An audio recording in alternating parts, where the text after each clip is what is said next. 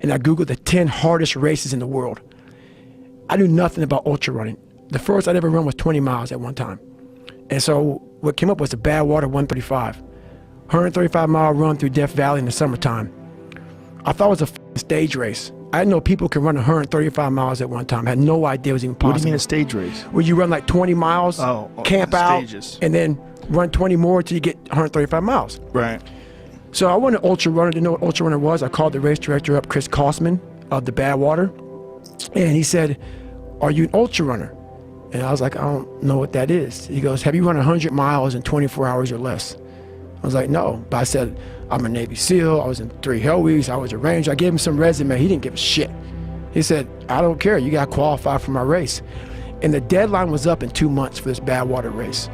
And basically, he said, "There's 2 more races you can do to qualify, and I might consider you in my race. We select top 90 athletes in the world, and you're not even an ultra runner, but I like your cause, like what you're doing." He said, I called him up on a Wednesday, and he goes, "There's a race on Saturday in San Diego one day, where you run around a 1-mile track for 24 hours. That's how many miles you can get. If you get 100 in 24 hours, I will consider you in my race." I did the math, 14-some-minute mile. I can do that. Dumb shit thinking, I'll tell you that right now. It was rough. Worst pain I've been in my entire life was this race. So I have my wife at the time, she's now my ex-wife. We go to Walmart, get a blue lawn chair, Ritz crackers, and Mileplex. That's what I'm gonna have for a 100-mile run. So, show up at the start line of this race. It was the AUA National Championships. It's like the best ultra runners compete against each other to see how many miles you can get in 24 hours.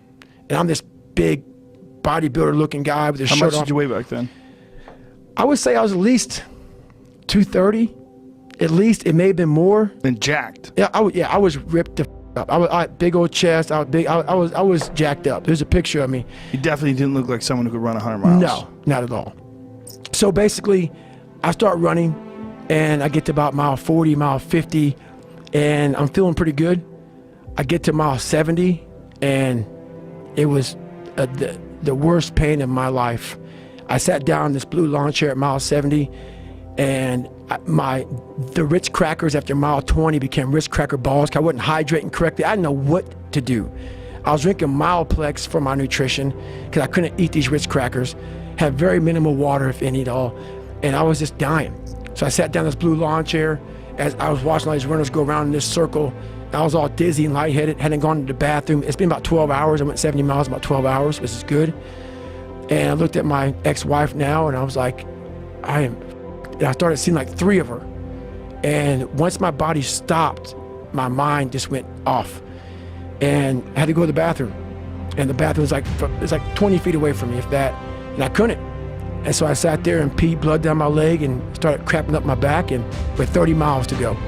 And my feet were broken. I was just in the worst shape, because once you stop running, not running like that, I mean, I hadn't run in almost a year. I was just doing bodybuilding stuff and 20 minutes on the elliptical trainer. No running at all? I probably ran no more than 50 miles the whole year. That wasn't my thing. I wanted to be like jacked. You know, I didn't want to be cardio guy. I wanted to be ripped, big Navy SEAL guy. And the day before this race, it's funny, this guy named Joe Burns, who put me through my Hell Weeks, a SEAL guy, he's one of the hardest guys out there. He was in the gym the Friday before I did this race, and he was doing a full body squats, deadlifts, power cleans. I said, "F it, man, he's the guy that approved me to do this race." He gave me the approval to go do this race and signed off on it. So I'm in the gym. I went in there and did a full body, hardcore squats, deadlifts, and everything with this guy. Because I knew he was gonna come watch me in this race. So I've always been about, all right, man, you're gonna see me come in here and jack this weight, and tomorrow you can watch me do a 100-mile run. What do you think about that? So basically, I paid for it.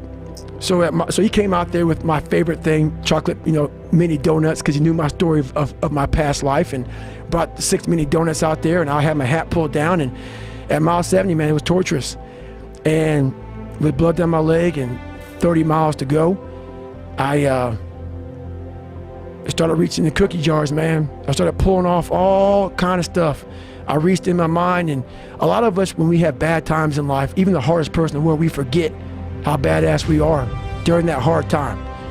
I have a thing where I take a couple seconds to reflect on, hang on, man, you've been through this, you've been through that, you overcame this, overcame that. I don't ever close my mind to the fact that this can be done. And I knew I had to get up, I needed nutrition, I needed hydration, I needed to stop being dizzy. So that's the first thing I did. I didn't panic on I had 30 more miles to go to get 100. I started about the process. Slowly but surely I was able to stand up, and I was literally hobbling around this track, just walking.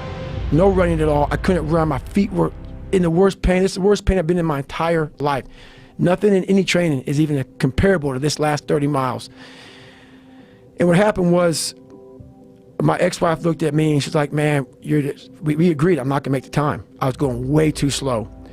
And at that time, at mile 81, something clicked that I'll never probably be able to do again, when my mind, body, spirit, soul, everything just connected. And my mind knew I wasn't fucking around anymore. It knew I wasn't gonna quit. It knew that guy was dead and buried and gone. And I was gonna die out here on this for whatever reason why, I was gonna get through this. I didn't give a damn. It made no, there was no crowds, there was no trophy at the end. I wasn't even in a race in my mind. It was nothing. It wasn't about nothing. There was no nothing. It was a bunch of people who didn't know who the was, and it was me against me. And I used all these different dark places to start bringing out light and just going deeper and deeper. Ended up running the next 20 miles. I ran 101 miles, and I ran the next 20 miles, at about a 10:30 pace. And I did 101 miles in 18 hours and 56 minutes. Sat back down in that blue porta potty, now my chair that I got from Walmart. And that's when the body realized I was done. And this great feeling came over me, but also the worst pain in my life. That's when I took a humongous shit on myself.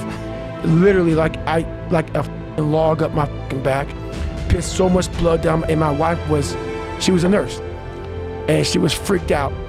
I couldn't get up, I couldn't stand up. She backed this Camry on the knoll of the grassy area I was at. And we were both lifters at the time, so she was decently strong. I put my arms around her neck. She got me to the back seat of the car, let the windows down because I smelled like horrible shit. And I had this poncho on because it was November in San Diego, so I'm sitting there jackhammering in the back of this car. And she was terrified. I need to get to the doctor, I need to get to the doctor. So I said, just take me home.